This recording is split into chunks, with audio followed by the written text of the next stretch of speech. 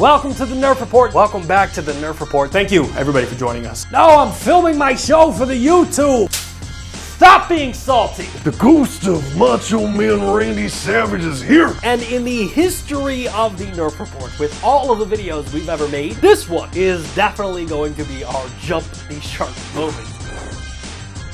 Welcome back to another episode of the Nerf Report. We have a very jam-packed show for you this week. We've got a mega Sonic-spiracy on our hands as Team Sonic Racing is seen running on Google Stadia, which raises the question, is the game coming? Xbox clarifies that massive cloud gaming leak that happened earlier this week. We've got some brand new Amazon Luna and Google Stadia games to talk about. Plus, the entire gaming industry seems to think that Netflix gaming is dead, and, well, we're here to say it isn't. All of this and much, much more on this week's episode of the Nerf Report. Are you listening? All right, like we said, we got a big show this week, a 4-pager, so let's get straight into it. First story, is Netflix gaming dying? If you missed it, CNBC broke the news this week that Netflix is expanding its push into video games, but few subscribers are playing along. And inside of this article, there was a ton of interesting data from Apptopia, including the news that Netflix mobile games have been downloaded 23 million times globally, along with the news that Netflix has 1.7 million daily active users. However, that number kind of pales in comparison when you realize that Netflix has over 221 million subscribers, and CNBC did the math, so I didn't have to. That's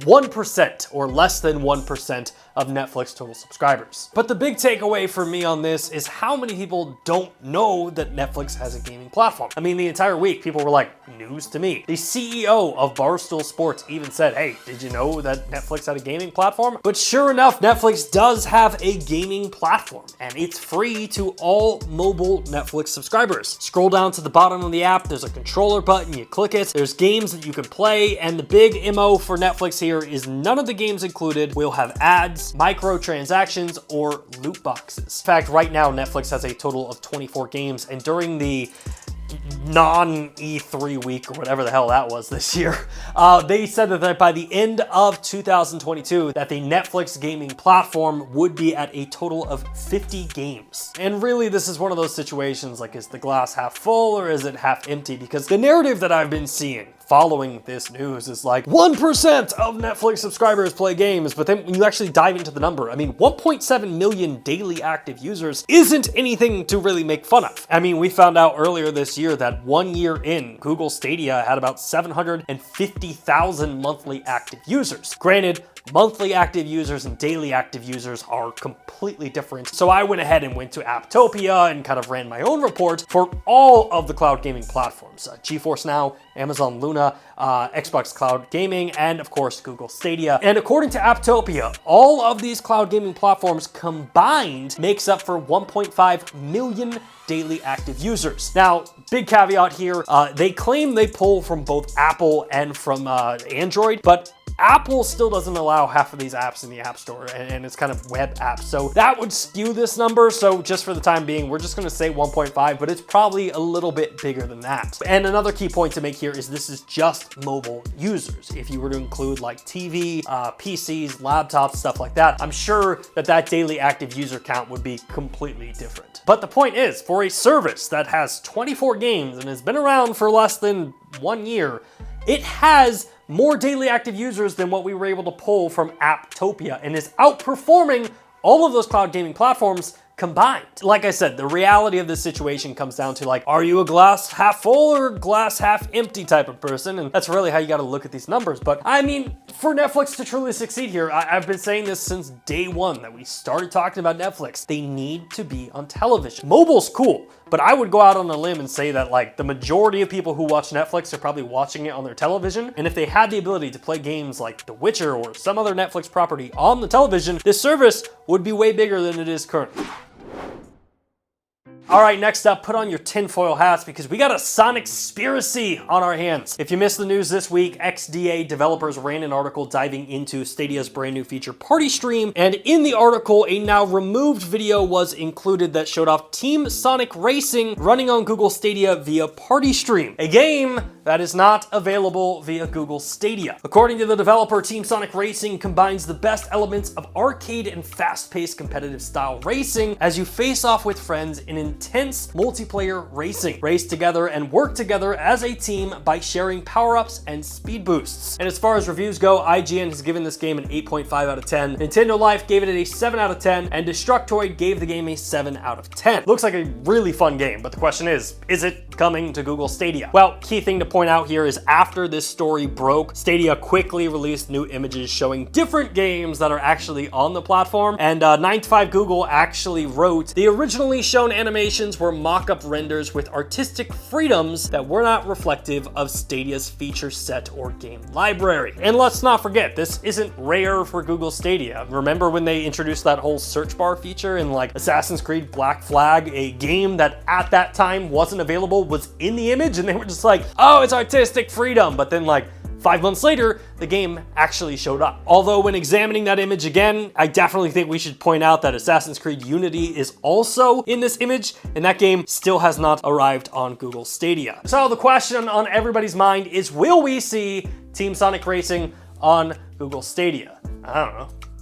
Why are you asking me? I'm just a guy that films a YouTube show out of its garage. I mean, I would love to see it. Sega hasn't launched a game on Google Stadia since Judgment, which was back in April of 2021. But I guess that is kind of the fun thing about conspiracy theories or Sonic conspiracies, where we don't know. The only people that do know are the people working on the platform and who are working on the game. And all that people like I can do is speculate.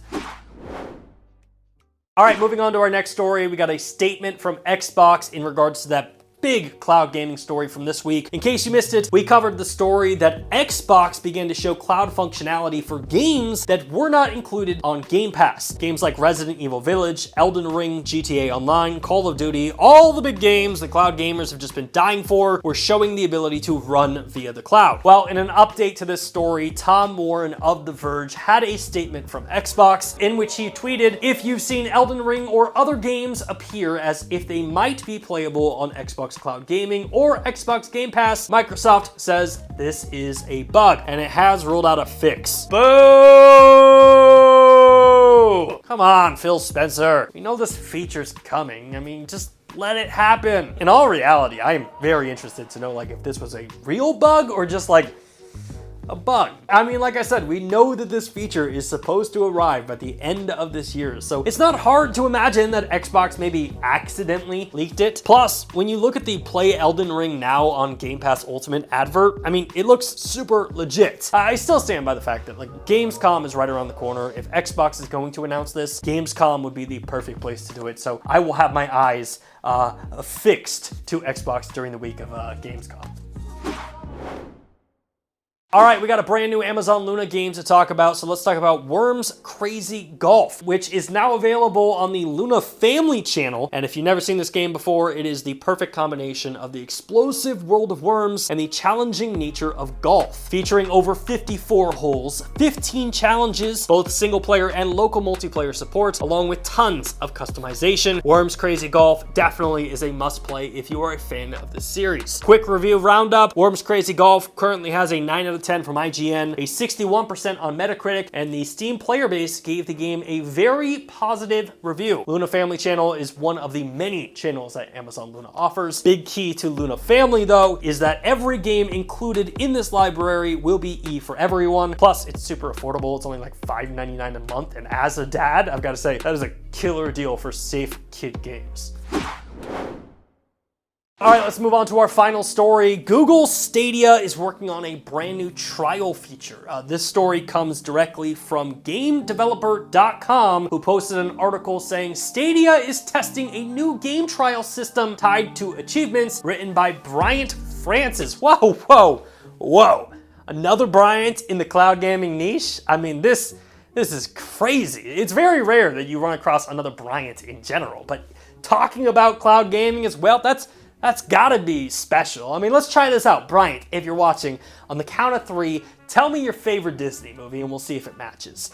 3, 2, 1, Hocus Pocus. I'm going to assume that that's what Bryant said. Anyway, this article goes on to explain that right now, Stadia is testing out 2 different trial systems for their games with their player base. The first is a timed trial system that allows players to play for a set amount of time, and the second is a trial system that allows the developer to set the end of the trial based on certain achievements in game. GameDevelopers.com quoted Arden Spinall, who is from Rebellion North, whose game Sniper Elite 4 is currently part of the achievement trial, and right now for select Stadia players, the trial ends once you complete the beginning of the end achievement. It's a super cool concept. Like, for years we've always seen the timed trial, so to see a different one is kind of unique, and I like to see Stadia kind of mixing it up and trying different things. We should also point out that GameDevelopers.com has a comment from Karan Arora, a senior Stadia product manager, and Karan, I would like to say, if I mispronounced your name, I apologize, but hey, you're more than welcome to come on the show and tell me how to pronounce it. And while you're at it, why don't you come on and talk about Google Stadia? Doors wide open, so hit me up in the comment section down below, Karan. Aurora told GameDevelopers.com, giving development teams an effective opportunity to hone in on those impactful, memorable moments with new players is an exciting experiment for us, especially when it takes 0 effort for developers to switch on. Dope news for Google Stadia, and I'm interested to see how this plays out and what other trial systems they come up with, but it is cool to also see Stadia continue to invest in the platform.